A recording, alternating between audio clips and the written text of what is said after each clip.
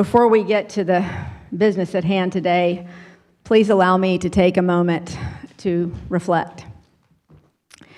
First of all, can I just say, Councilman Amaro, your prayer was nourishment for all of us this morning. I am so grateful that our paths together are continuing to converge. I brought with me this morning something that I have on my desk. Sits framed on my desk, and I look at it probably 100 times a day, both for a reminder and also for, frankly, just comfort. But I think given what we all went through in the past day and a half, it's worth sharing. It belonged to a dear friend of mine who was my priest growing up, and upon his death, just before I was elected, was gifted to me. And it is a beautiful calligraphy of the prayer of St. Francis. So if you don't mind indulging me just for a moment. Lord, make me an instrument of thy peace.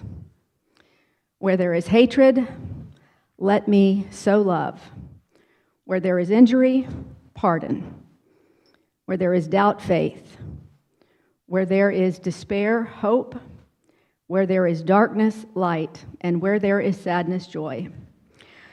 O divine Master, grant that I may not so much seek to be consoled as to console, to be understood as to understand, to be loved as to love.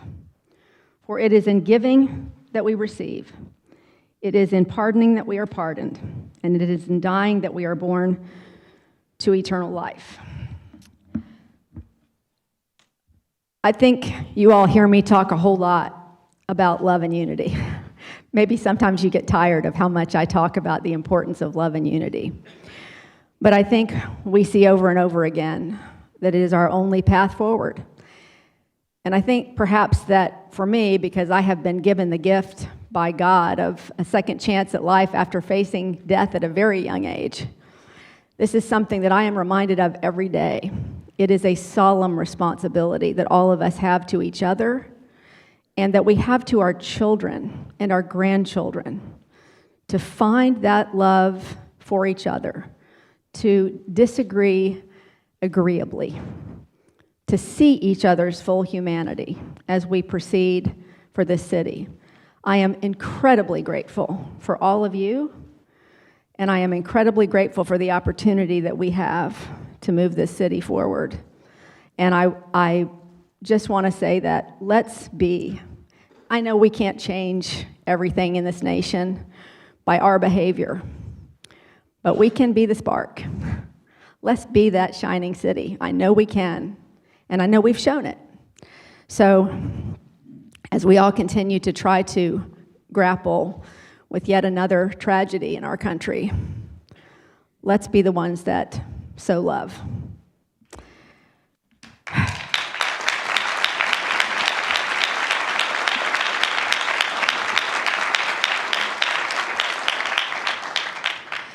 It is said, and I believe, love is deeds. Because all of us only have a finite amount of time. What we choose to do with that time reveals what we value the most. Family always comes first, and that each of you sacrifices time away from your family. Each of you does that in service to our community. That's proof of your love for our city and of your servant's heart. I have very much enjoyed getting to know all of you better over this past year. It is with gratitude that I have discovered what you truly care about, and just as important, why you care.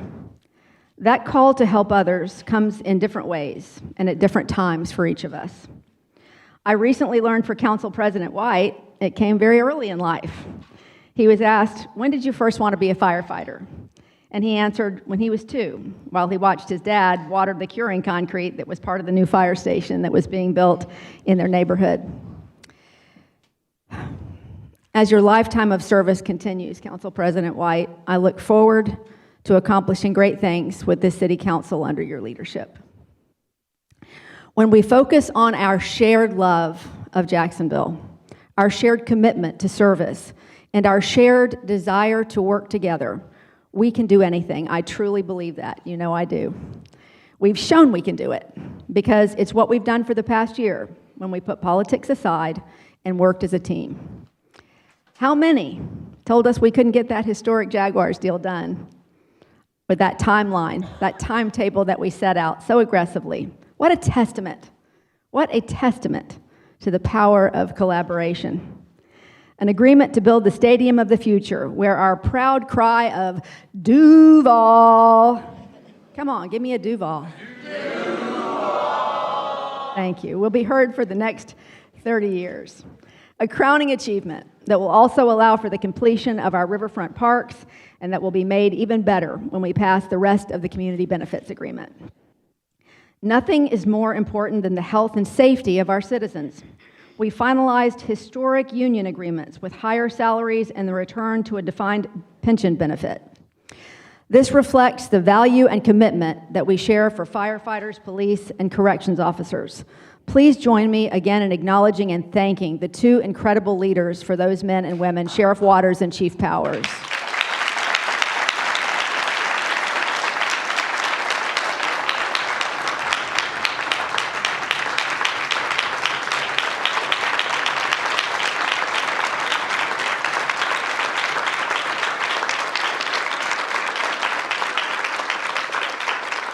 I know I speak for everyone when I say that this entire city is grateful for the courage of your teams.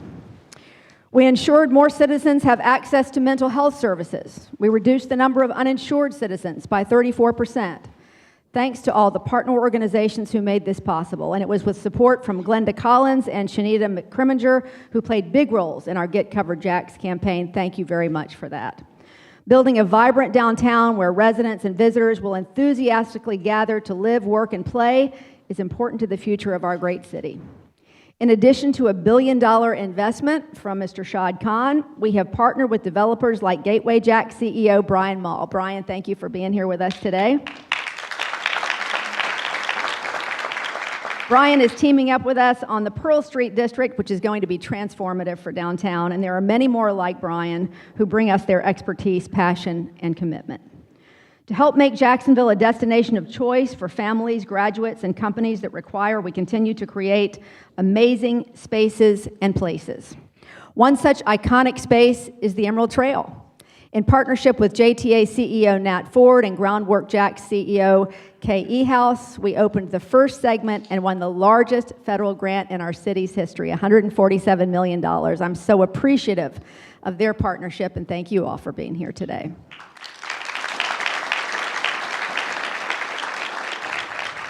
We kept numerous families in their homes and helped them get through financial rough patches with roof rehabilitation, rental assistance, and eviction diversion programs.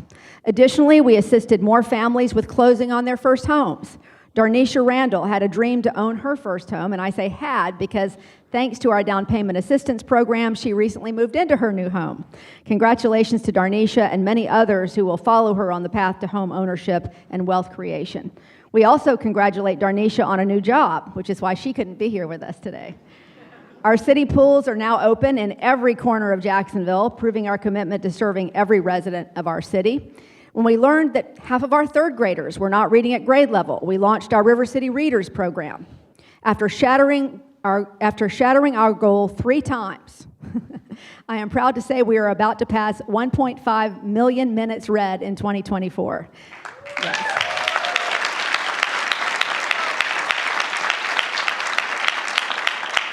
And thank you so much to DCPS Deputy Superintendent Dana Krisner for her strong support, and reading champions Fonda Petway and Cynthia Wright, who won awards for the student participation in their schools. We launched Jack's Epics, a permitting software platform that was built in-house and has transformed the entire process. A combination of people, process, and technology changes has reduced review time of single-family home permits by more than 25% in the past 3 months. We increased the number of Jacksonville's small and emerging businesses by 30% and grew the number of contracts awarded to them by $22 million year over year. Terrence McKenzie from the Kenton Group is one of those hundreds of JSEBs, and his company is working with Haskell on the LaSalle Street Drainage Project, a critical infrastructure effort. Thank you to both of those teams as well. We launched a grant program that will support 60 local artists with $10,000 each. These funds will contribute greatly to keeping their talents in Jacksonville. We opened the doors of City Hall to many ethnicities and populations representing the beautiful mosaic that is our city. In short, we gave the people of Jacksonville reasons to believe in the possibilities. We grew our city pride, boosted our community's hope, and brightened Jacksonville's future. All of this, and y'all, we're just getting started. Today, we begin our work to build on that success with a $1.9 billion general fund budget and $489 million in the 2025 portion of the capital improvement plan. This balanced budget creates generational investments in our key priorities: infrastructure, health, economic development, and public safety.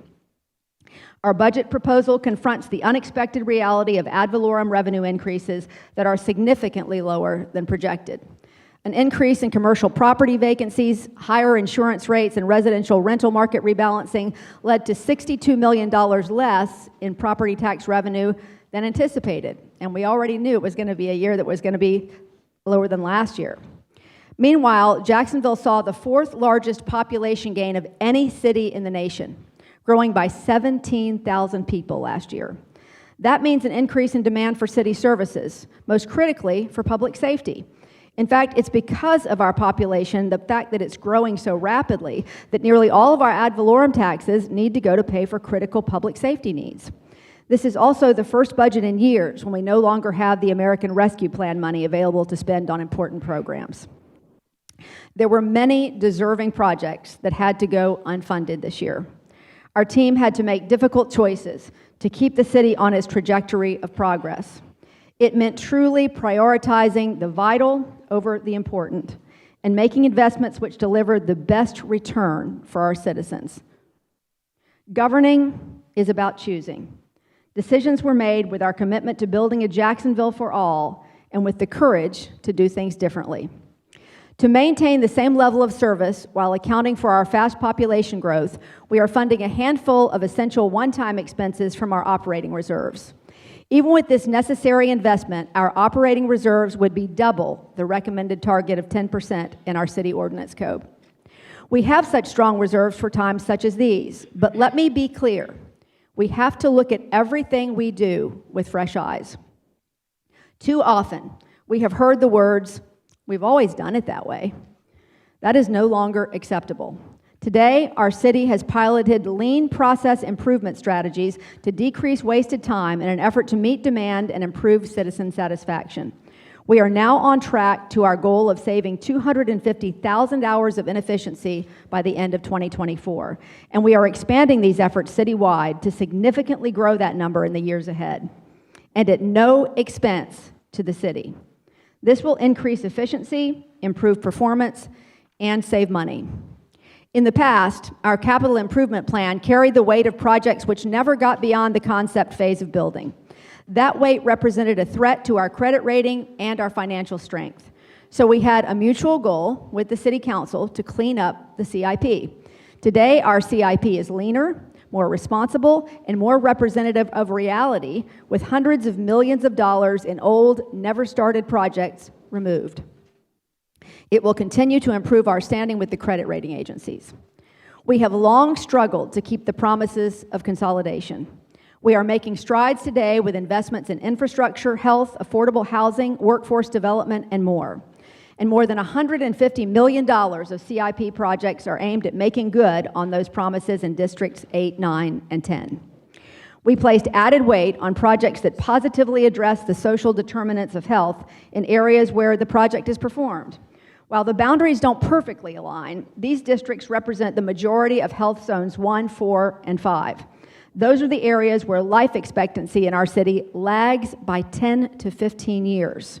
There is a direct correlation between quality of infrastructure and quality of health, and that is why these areas are being strategically targeted for infrastructure investment.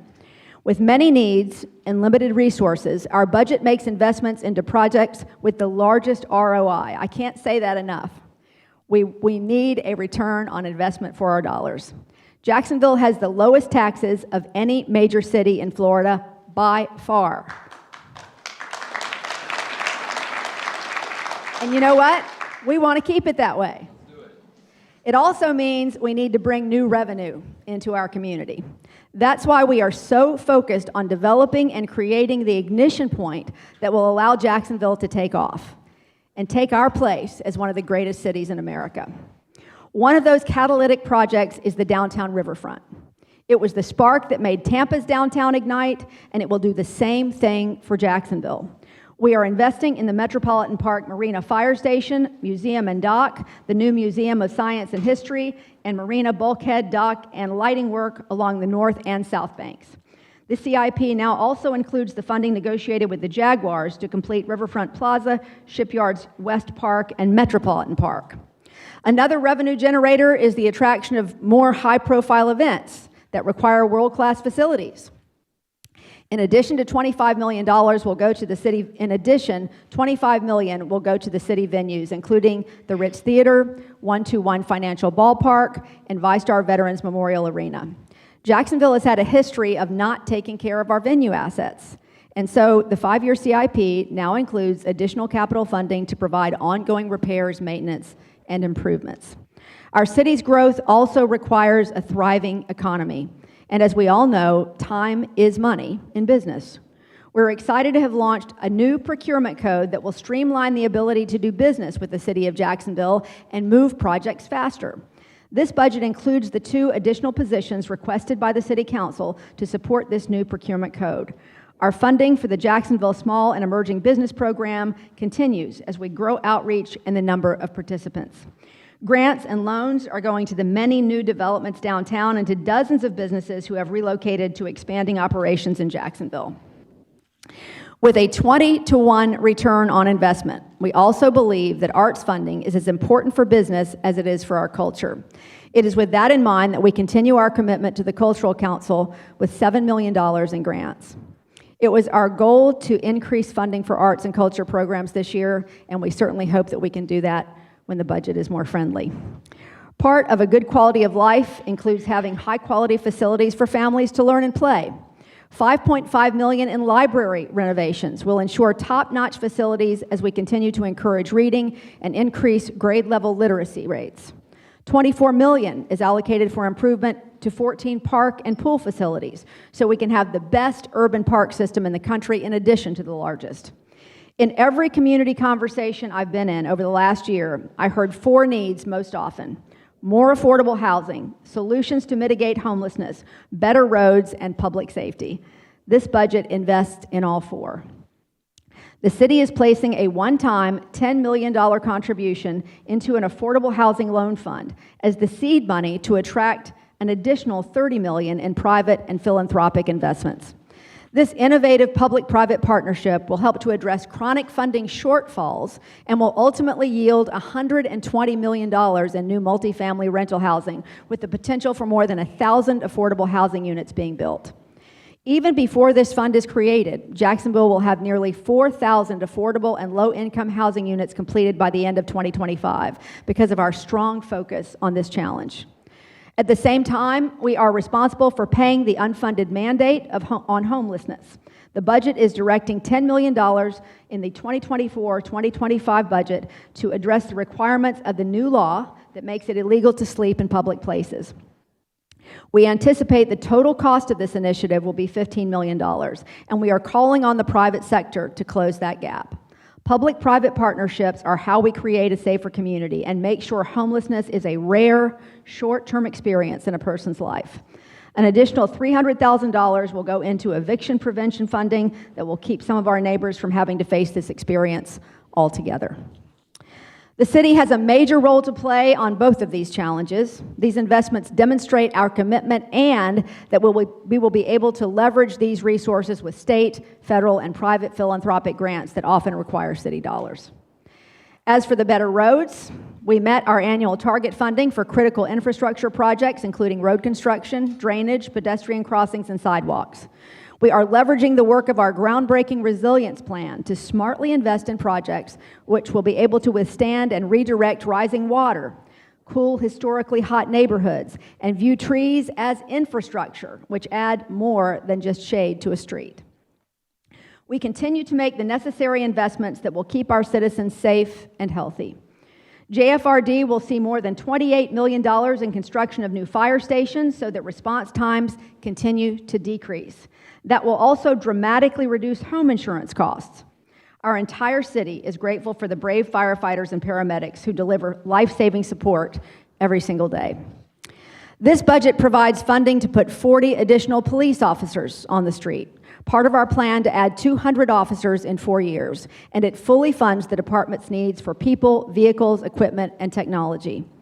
The women and men of JSO put themselves between us and danger on a daily basis, and they deserve our respect and our support.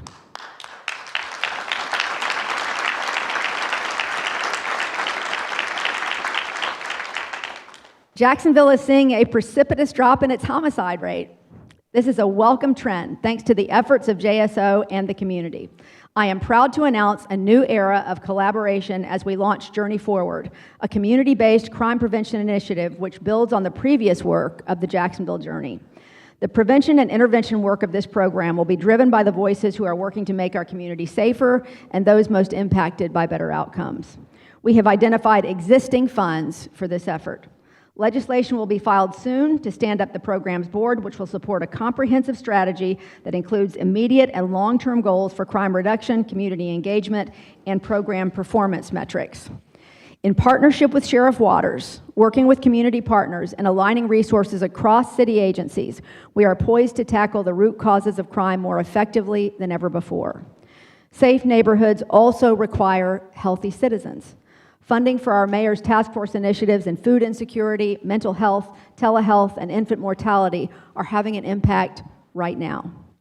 We are making a $56 million investment into the operating budget of our safety net hospital, UF Health, and another $38 million for capital improvements.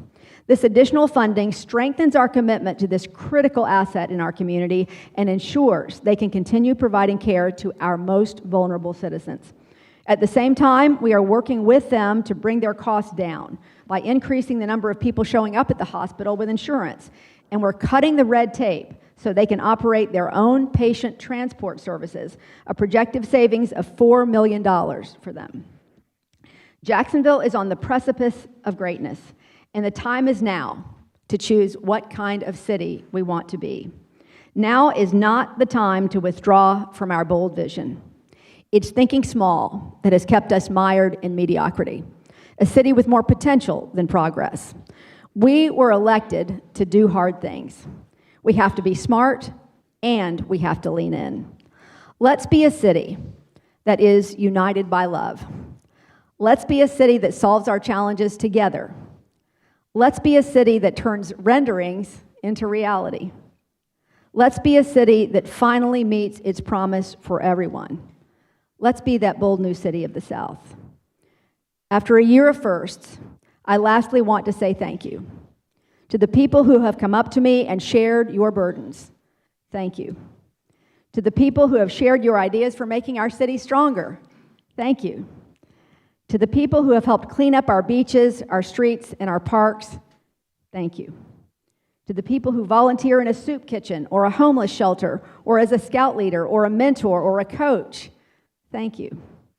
To the people who have told me of the renewed pride and hope and optimism you feel in our city, thank you. That one means more to me than I can possibly express. Love is deeds. You are showing through your deeds how much you love your city and all of its people. I know together, all of us, inside this chamber and out, will commit ourselves to doing the same. Let's keep lifting as we climb, to build a better Jacksonville today and for each new day to come. Thank you.